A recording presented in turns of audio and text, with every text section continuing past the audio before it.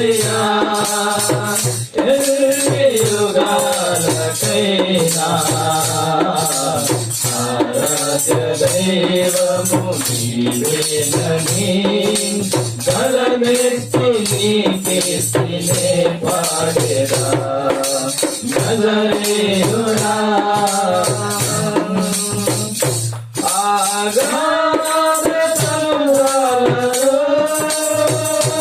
నీవే ఎల్లలు వేసితివి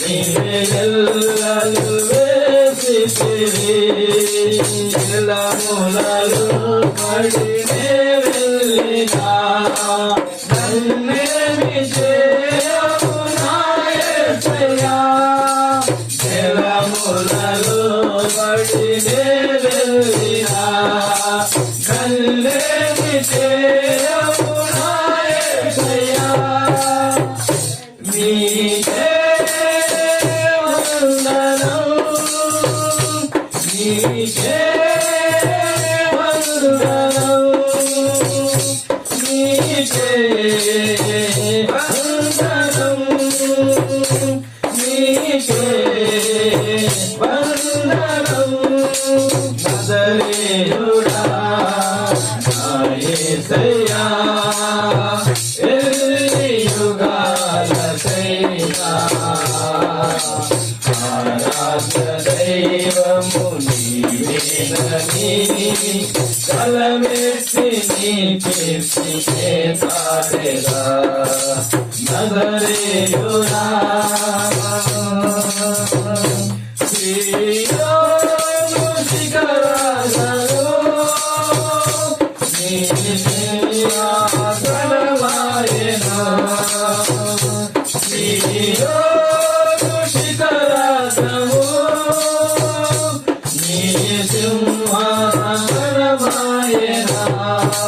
సీయోనులో నిన్ను చూడాలని ఆశతో ఉన్నాను నా యేసయ్యా సీయోనులో నిన్ను చూడాలని ఆశతో ఉన్నాను నా యేసయ్యా నీకే వందనం నీకే వందనం నీకే వందనం నీకే వందనం నజరేయుడా నా యేసయ్యా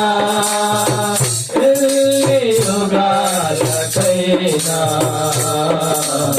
ఆరాధ్య దైవము నీవేనని బలమెత్తి నీ కీర్తినే పాడెరా నజరేయుడా హల్లెలూయా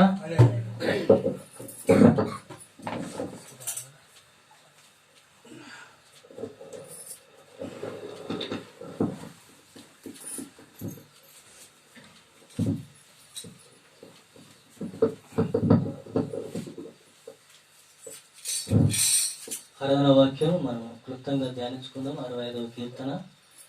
మరి దావీదు రాసినటువంటి గీతము, ప్రధాన గాయకుడి గీతము, కీర్తన. దేవ, సియోనులో మౌనంగునుట నీకు స్తుతి చెల్లించుటే, నీకు మృక్కుబడి చెల్లించవలసి ఉన్నది. ప్రార్థన ఆలకించువాడా, సర్వశరీరులు నీ యొద్దకు వచ్చెదరు. నా మీద మోపబడిన దోషములు భరింపజాలనివి. మా అతిక్రమముల నిమిత్తం నీవే ప్రాయశ్చిత్తం చేదువు. నీ ఆవరణములలో నివసించినట్లు నీవు చేర్చుకుని వారు ధన్యులు. నీ పరిశుద్ధాలయం చేత, నీ మందిరంలోని మేలు చేత మేము తృప్తి పొందదము.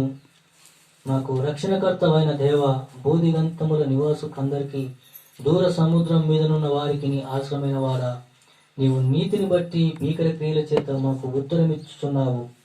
బలమునే నడికట్టుగా కట్టుకునేవాడై తన శక్తి చేత పర్వతములు స్థిరపరచువాడు ఆయనే. హల్లెలూయా.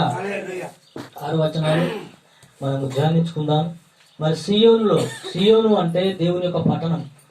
ఆ సియోనులో మౌనంగా ఉండుట మరి నీకు స్తుతి చెల్లించుటే అనేది దావీదు మరి ఇక్కడ రాస్తూ ఉంటున్నాడు మొదటి మాటగా.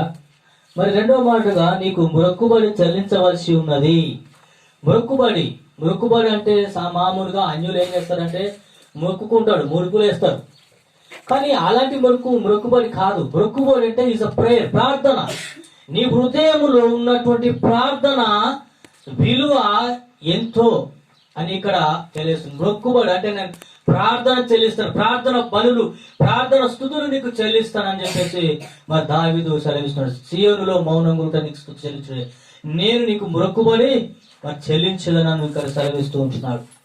ప్రార్థన ఆలకించువాడా సర్వశరీరులు నీ యొద్దకు వచ్చెదరు. హల్లెలూయా.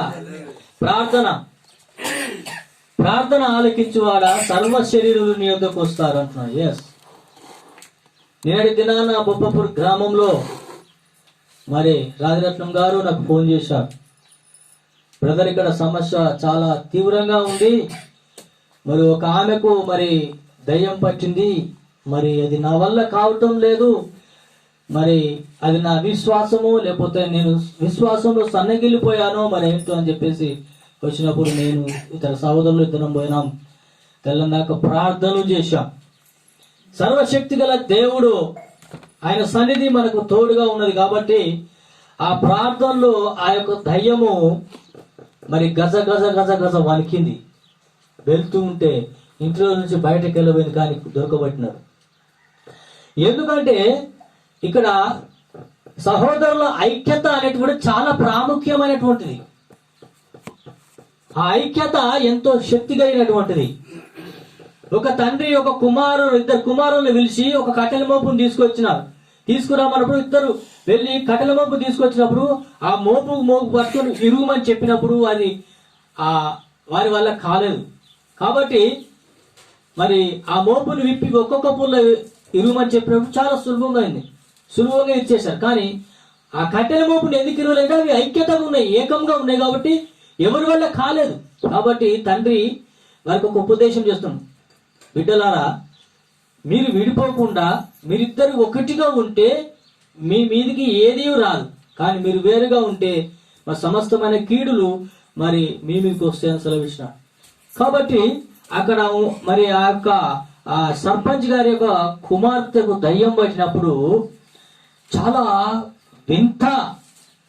వింతైనటువంటి దయ్యం అది. మేము పాటలు పాడుతున్నప్పుడు చిన్నగా ఉన్న మనిషి ఏకదం పెద్దగా అయిపోయింది. పండుకున్న మనిషి ఏకదం పెద్దగా అయిపోయి పక్కడ నవ్వుతూ ఉంటుంది. మీతోటి నన్ను వెళ్ళగొట్టడం నీ వశము కాదు అని. ఏమన్నది?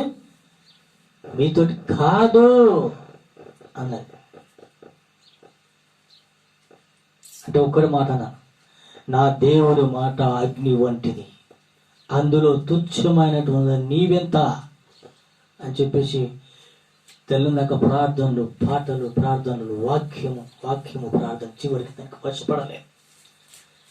చివరికి వస్తే అది ఓడిపోయింది. నా దేవుడు గెలిచాడు. హల్లెలూయా. అది ఓడిపోయింది. ఎంత చెదల్లాంటి మంత్రము అగ్నితోటి సమానమా? కాలిపోతుంది.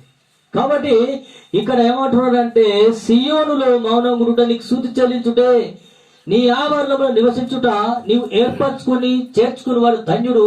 నీ పరిశుద్ధాలయం చేత నీ మందిరంలోని మేలు చేత మేము తృప్తి పొందేదము. హల్లెలూయా. దావీదు కీర్తన 23 అధ్యాయంలో కూడా ఒక మాట అంటున్నాడు. చిరకాలము నేను యెహోవా మందిరంలో నివాసం చేస్తాను, కృపాక్షేమములే నా వెంట వస్తాయి అని చెప్పాడు. కృపాక్షేమములు, దేవుని నువ్వు ఎంత మటుకు ప్రేమిస్తున్నావు, దేవుని నువ్వు ఎంత మటుకు ఆరాధిస్తున్నావు, ఆయనను ఎంత మటుకు గౌరవిస్తున్నావు, ఎంత మటుకు నీ జీవితంలో ఆయనకు విలువనిస్తున్నావు అనేటువంటిది ఇక్కడ దావీదు చాలా క్లుప్తంగా వివరించాడు. ఎందుకంటే చిరకాలము యెహోవా మందిరంలో నేను నివాసము చేసేదాన్ని. మనకు సమస్యలు వచ్చినప్పుడు, మన కష్టాలు వచ్చినప్పుడు, మనల్ని ఎవరైనా నిందిస్తున్నప్పుడు మనము బాధపడుతూ కూర్చుంటాము. కానీ దేవుని సన్నిధికి వెళ్ళము, దేవునితో మాట్లాడము మనం. కాబట్టి ఇక్కడ ఏమంటున్నాడంటే నీ ఆవరణంలో నివసించున్నట్లు నీవు చేర్చుకుని వారు ధన్యుడు. నీ పరిశుద్ధాలయం చేత నీ మందిరములు మేలు చేత మేము తృప్తి పొందేదము. మా రక్షణకర్తమైన దేవా, భూదిగంత నివాసులందరికీ నీ దూర సముద్రం మీద ఉన్న వారికి ఆశ్రమైన వాడా, నీవు నీతిని బట్టి భీకర క్రియల చేత మాకు ఉత్తరం ఇచ్చుచున్నావు. హల్లెలూయా. నీతిమంతుడట సింహం వలె ధైర్యంగా ఉంటాడట.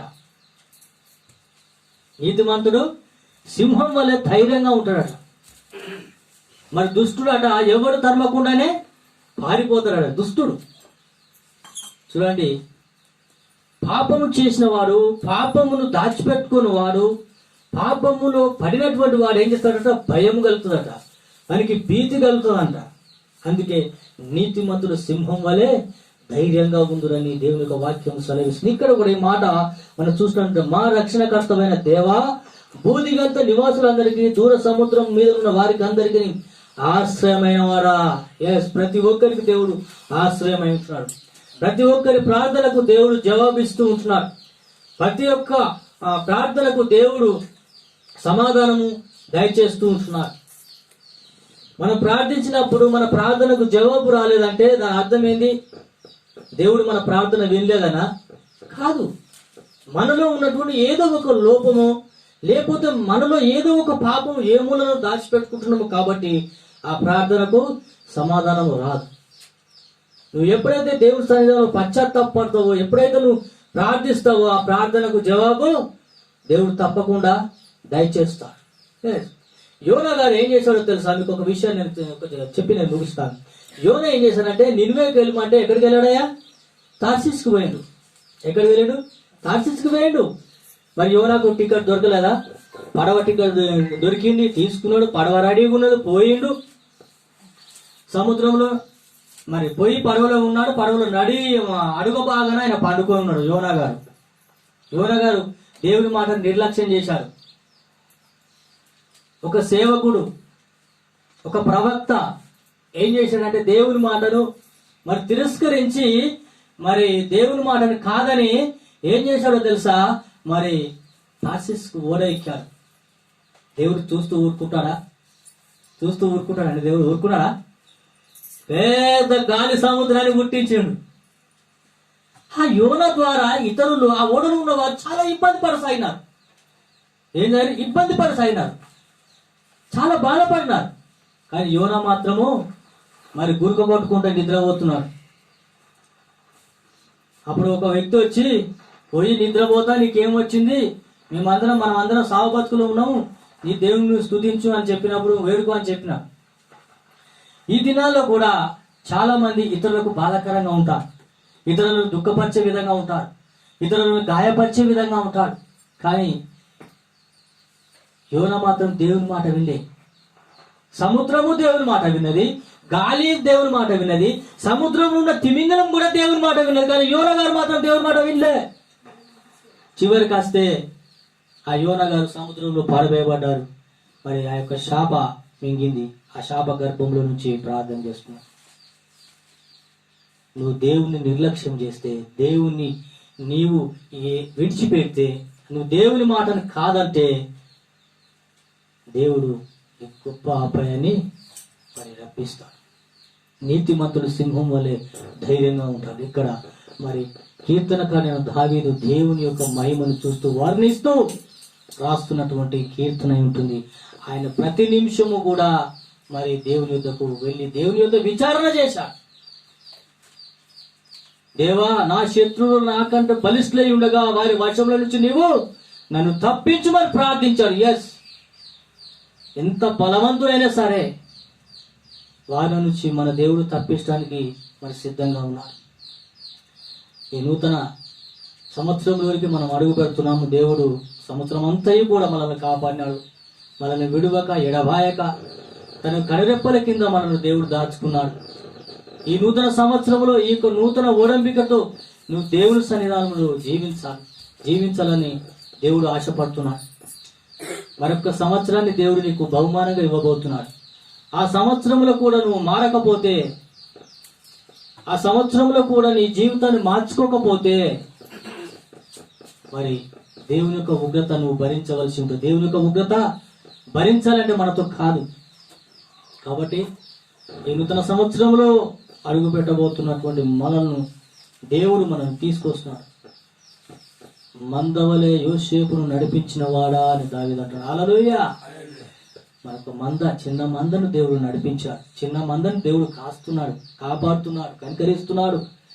నువ్వు ఎన్ని మార్లు దేవుని సన్నిధిలో తప్పిపోయినప్పటికీ, ఎన్ని మార్లు నువ్వు దేవునికి విరుద్ధంగా జీవిస్తున్నప్పటికీ దేవుడు క్షమించి ఈ నూతన సంవత్సరాన్ని నీకు ఒక బహుమానంగా ఇవ్వబోతున్నాడు. దానికి గుర్తు ఏందో తెలుసా? నువ్వు మారుతావు అనేటువంటి గుర్తు. నువ్వు ఒకవేళ మారకపోతే 2022 సంవత్సరం నువ్వు చూడకపోతుండొచ్చు.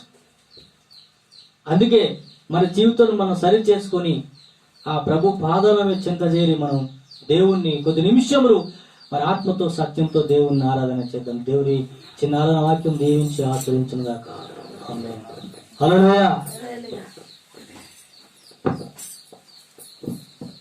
మనమందరము కళ్ళు మూసుకొని ప్రభు సన్నిధిలో ప్రార్థన చేద్దాం. ప్రభువా, ఈ సంవత్సరం అంతయు ఆయన నేను ఏ విధంగా జీవించాను, ఏ విధంగా బ్రతికాను, ఏ విధంగా నడిచాను, ఏ విధంగా తలంచాను ప్రభు, ఏ విధంగా మాట్లాడాను ప్రభు, ఆయన అది నీకే తెలుసు నా ప్రభు. సరే, నా జీవితము నీ పట్ల ఏ విధంగా ఉందో, ఎలా ఉందో, నీచమైనదిగా ఉన్నదో ప్రభు, నీకు ఇష్టమైనదిగా ఉన్నదో నాకు తెలియదు ప్రభు. నాయనా, అది నీకే తెలుసు. మా నడతలు, మా తలంపులు, మా ఆలోచన, మా ఉద్దేశములు సమస్తాన్ని నువ్వు ఎరిగి ఉన్న దేవుడు నా ప్రభు. అయ్యా, మేము పనుకుంటా, కూర్చుంటా, లేచుటా నువ్వు చూస్తున్న దేవుడు నా ప్రభు. యెహోవా కనుదృష్టి లోకమంతా సంచారము చేయించున్నదని ఆయన మీ యొక్క వాక్యము సెలవిస్తుంది ప్రభు. నా తండ్రి, ఈ నూతన సంవత్సరంలోనికి మమ్మల్ని నడిపించాం. అలనాడు ఇశ్రాయేలు ప్రజలను ప్రభు ఏ విధంగా ప్రభు అరణ్యంలో నుంచి ప్రభు నాయన వాళ్ళు తేనెలు ప్రవహించే దేశంలో మీరు నడిపించారు. అదే విధంగా ప్రభు ఈ సంవత్సరం అంతా కూడా మాకు తోడుగా ఉండి నాయన ప్రభు నీ కనురెప్పల కింద మమ్మల్ని దాచుకొని మరణమునకు మమ్మల్ని అప్పగింపకుండా అయ్యా సజీవమైన లెక్కలు నిలబెట్టుకుని నూతన సంవత్సరం నూతన శోభలతో తండ్రి నాయన నూతన సంవత్సరం అనుభవించే భాగ్యాన్ని మాకు అనుభవిస్తున్నందుకు నీకు స్తోత్రాలు ప్రభు. నా తండ్రి, ఇప్పుడు నాయన ఆరాధన చేస్తున్న ప్రతి ఒక్క బిడ్డకు మీరు తోడుగా ఉండి ప్రభు నాయన ఆరాధన నాయన చేయుటకును మీ కృప మీ దయ చూపించు ప్రభు. నీకు స్తోత్రాలు చేయండి.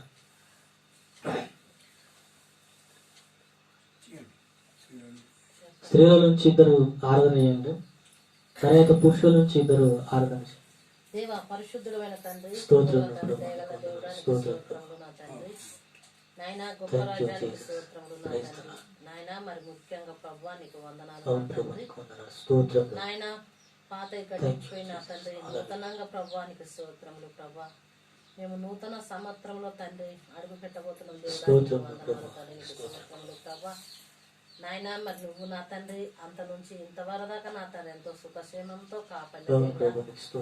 అవును ప్రభా, నీకు వందనాలు తండ్రి, నీకు స్తోత్రములు దేవా. నాయన, మరి ఈ లోకంలో ప్రభా మేము ఉన్నప్పుడు తండ్రి నాయన ఈ లోకంకు అయినా మేము అంటకుండా నువ్వు సహాయం చేయ దేవుడా, నీకు వందనాలు తండ్రి, నీకు స్తోత్రములు. నాయన, ఈ లోకాన్ని నుంచి ప్రభా ఎంతో నాయన నీకు స్తోత్రములు ప్రభా. నాయన, కరుణ ఐరస్ కొరకు నా తను ఎంతో బాధతోని వేదనతోని నాయన ఎంతో మరణమైపోయినారు దేవుడా, నీకు వందనాలు అయ్యా. మమ్మల్ని సజీవులుగా కాపాడి ప్రభా నీకు వందనాలు తండ్రి. నాయన, నీతో నేను మాట్లాడడానికి ఇచ్చిన ఈ మంచి సమయం తండ్రి నీకు వందనాలు దేవుడా. అయ్యా, నువ్వు ఇచ్చిన ఈ మంచి సమయాన్ని బట్టి కూడా నీకు వందనాలు స్తోత్రాలు చెల్లిస్తున్నా తండ్రి, నీకు స్తోత్రములు రక్షక. నాయన, మరి ఎవరి దగ్గర చెప్పిన వాక్యం అయితే తండ్రి నీకు వందనాలు నాయన. మా హృదయంలో నా తండ్రి ఫలింపై అభివృద్ధి పొంది అర్ధిల్యతకు సహాయం చేయి. నిశ్చితమైతే తండ్రి నీ కట్టుకోడు జీవించే మనసు మాకు దయచేయి దేవుడా, నీకు వందనాలు. మా మనసు అటు ఇటు కాకుండా నువ్వు సహాయం చేయా, నీకు స్తోత్రములు ప్రభా. రక్షక, గొప్ప దేవుడా, నీకు వందనాలు. నేను ఒకప్పుడు తండ్రి నేను ఎరగక ప్రభా నీకు స్తోత్రములు తండ్రి. నాయన, అట్లా జీవిస్తున్న నా బతుకును నీ కొరకు నేను ఎత్తుకలేగాని తండ్రి నీకు స్తోత్రములు ప్రభా. నా కొరకు నన్ను ఎత్తికి నన్ను రక్షించి కాపాడి ప్రభా నీ ఏలుగులా నన్ను వాడుకుంటున్నావంటే తండ్రి నీకు స్తోత్రం. కేవలం నీ చిత్తమే ప్రభా, నీకు వందనాలు తండ్రి, నీకు స్తోత్రములు నాయన. నా తండ్రి ఎంతో నాయన అద్భుత కార్యాలు చేసిన దేవుడవయ్యా నా హృదయంలో ప్రభా, నీకు వందనాలు తండ్రి. నువ్వు హృదయ రాసిన దేవుడవయ్యా, నీకు స్తోత్రములు తండ్రి. నాయన, నువ్వు దేవుడు, నీ మనిషిని ప్రభు, మానవరాలు ప్రభా, ఎందుకు పనికిరాందని నన్ను ప్రభా నీకు వందనాలు తండ్రి, నీకు స్తోత్రములు. గొప్ప రాజ్యానికి వందనాలు. నన్ను నువ్వు ఘనంగా వాడుకుంటున్నందుకు నీకు వందనాలు స్తోత్రాలు చెల్లిస్తున్న దేవుడా, నీకు స్తోత్రములు నాయన. నువ్వు చేసిన అద్భుత కార్యాలకు నా తండ్రి నీ నియమిత్తు దేవుడా, నీకు వందనాలు. ఏమి ఇచ్చాడు నీ రుణం నేను తీర్పలేను కానీ తండ్రి నీకు స్తోత్రములు నాయన, నేను సాలలేను తండ్రి నీకు స్తోత్రములు ప్రభా. నాయన నువ్వు ఉచితంగా ఇచ్చిన రక్షణ ప్రభా నీకు వందనాలు. నీ వద్దకు నేను వచ్చేంత వరకు నాయన కాపాడుకునే ఓపిక నాలో నువ్వు దయ చూపించి నీ కృప చూపించమని కొద్ది ఆరాధన తండ్రి యేసు పరిశుద్ధనాన్ని ఆరాధిస్తున్నాము నాకన్నా తండ్రి.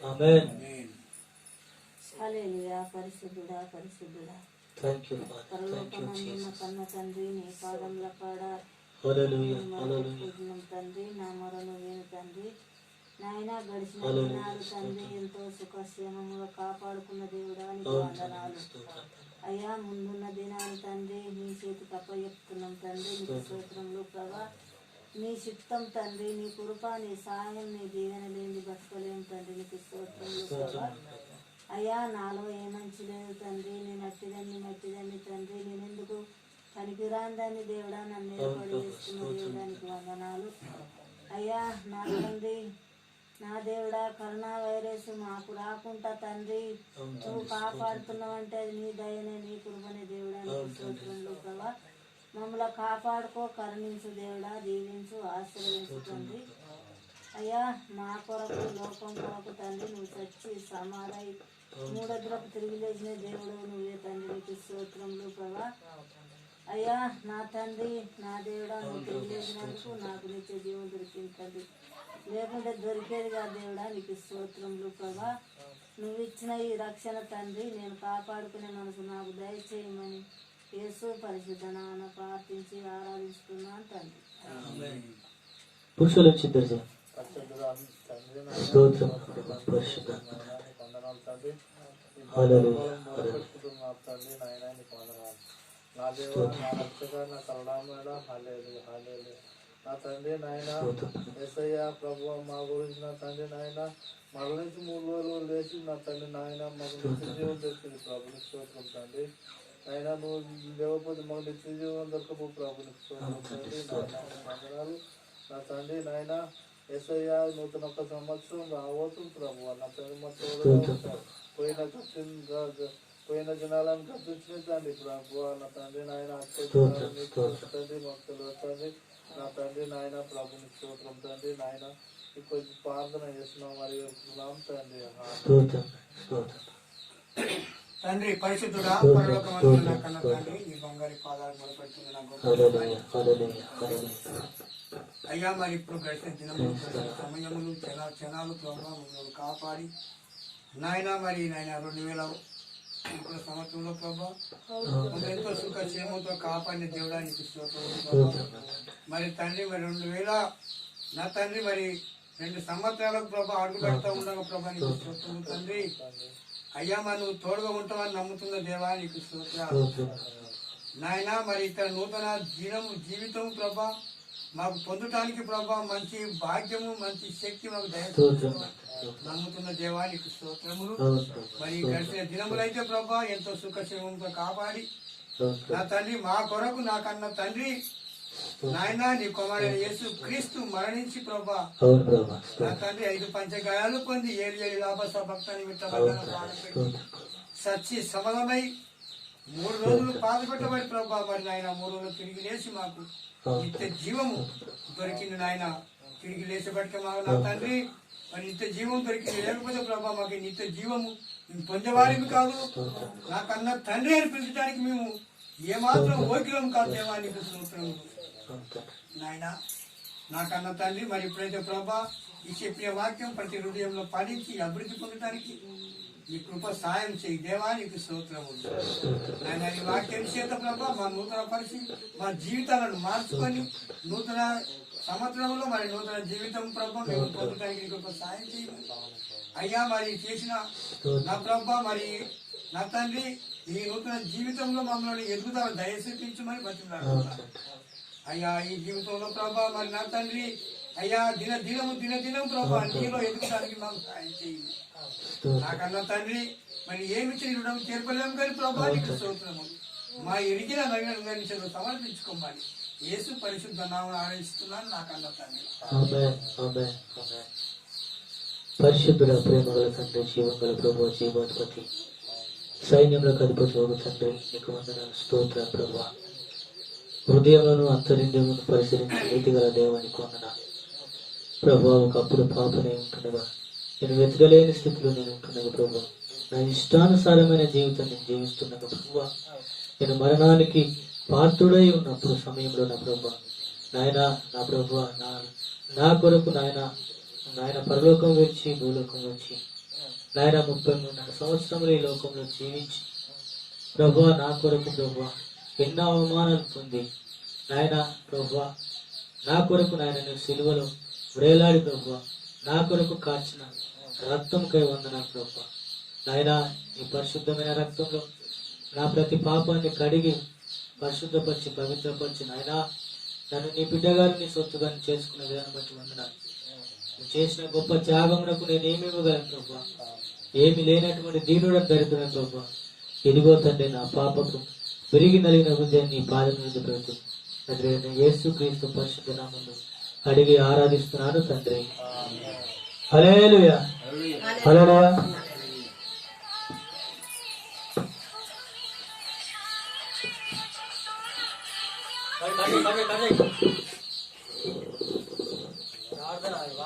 ఫోన్ వచ్చినప్పుడు బయట పోయి మాట్లాడాలి. సరేనా? మార్కు సువార్త 5వ అధ్యాయము 25వ వచనం నుంచి మనము ధ్యానించుకుందాం. 12 సంవత్సరాల నుంచి రక్తస్రావం గల ఒక స్త్రీ మరి బాధపడుతున్నది. 12 సంవత్సరములు, 1 సంవత్సరం కాదు, 2 సంవత్సరాలు కాదు, 12 సంవత్సరాల నుంచి ఆమె ఆ వ్యాధితో బాధపడుతూ ఉంటుంది. నలుగుట్లకు వెళ్ళలేకపోతుంది, ప్రయాణం చేయలేకపోతుంది, ఎవరితోనూ మాట్లాడలేనటువంటి పరిస్థితి లేనటువంటి ఆ దుస్థితిలో ఉన్నటువంటి ఆ యొక్క స్త్రీ మరి 12 సంవత్సరాలుగా ఆమె కుమిలిపోతూ ఉన్నది. 12 సంవత్సరాల నుంచి ఆ వ్యాధితో బాధపడుతున్న ఆ స్త్రీ ఎన్నో డాక్టర్ల దగ్గరికి వెళ్ళింది, వైద్యుల దగ్గరికి వెళ్ళింది. మరి తనకున్నటువంటి ఆస్తిని అమ్ముకున్నది, డబ్బును అమ్ముకున్నది, బంగారాన్ని అమ్ముకున్నది, వెండిని అమ్ముకున్నది. అయినా ఆ వ్యాధి ఆమెను విడిచిపోలేదు కనుక ఆమె అనేక రకాలుగా వేదన చెందుతూ ఉన్నది, బాధపడుతూ ఉన్నది, రకరకాలుగా ఆమె కుమిలిపోతూ ఉన్నది. కానీ ఆ స్త్రీ ఒక దినాన ఏం చేసిందంటే యేసు గురించి విన్నది.